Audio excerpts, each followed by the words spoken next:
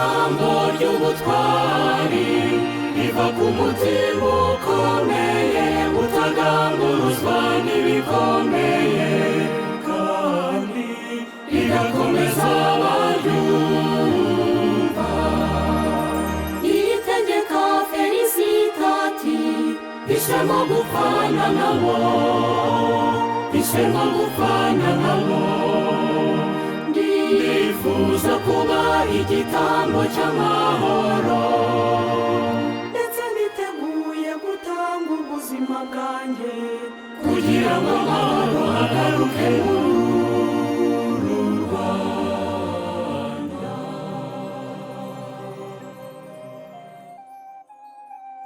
Umucuri w'ababi b'amacakubiri n'urwango unteye agahinda gakabije.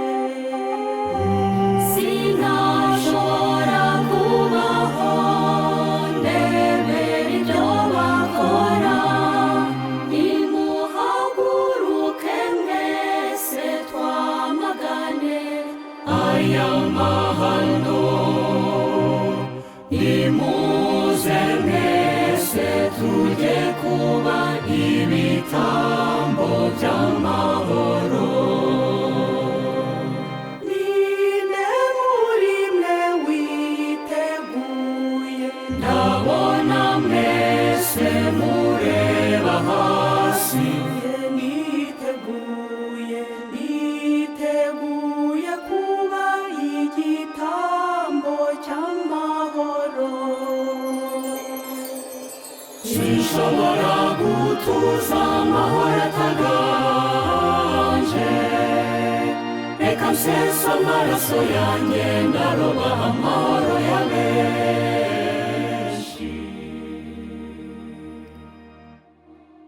Imbuto y'urukundo ndabizi zatuza inyoni z'ubuntu mu marumbo yarwo, kandi amaraso yanjye azasomya ubutaka isanga nyir'ubuzima hamwe n'aba turi kumwe.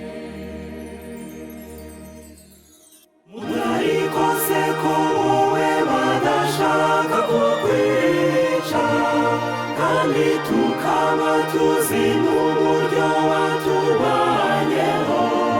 Wasigaye koko rwose ntacyo tugushinja imbere y'Imana. Namwe nta cyaha mufite muri iyi nzirakarengane. Niyemeje gusangira namwe iyi nzira y'umusaraba, mu byiza no mu bibi, abavandimwe n'abahora buzuza ubumwe.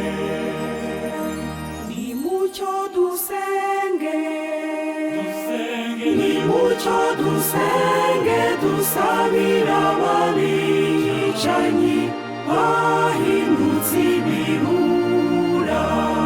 Uwabaroze ntiyakarabye, barica n'impinja ntibababarira. Tubasabire Imana ibababarire, kuko batazi ibyo bakora.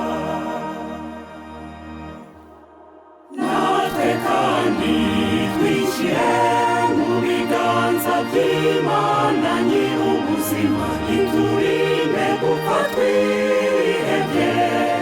Imana niyo dukomoraho kubaho, ni nayo maherezo y'ubuzima. Twabaho twapfa turi abana b'Imana. Yakomeje gusenga ari n'akaduhumuriza. Aterura ashize amanga abwira abicanyi ati, niyemeje gupfana n'aba bana b'Imana. N'abantu nkanjye niba munyijije nabo mubakize. Niba kandi mutabakije niyemeje gupfana nabo. Ndashaka kumenya ko aho bagiye bageze amahoro. Nuko uwabarushaga gucurama cyane asoza umugambi mubisha wari wabazanye, amwambura ubuzima maze intwari y'urukundo igenda impagarike.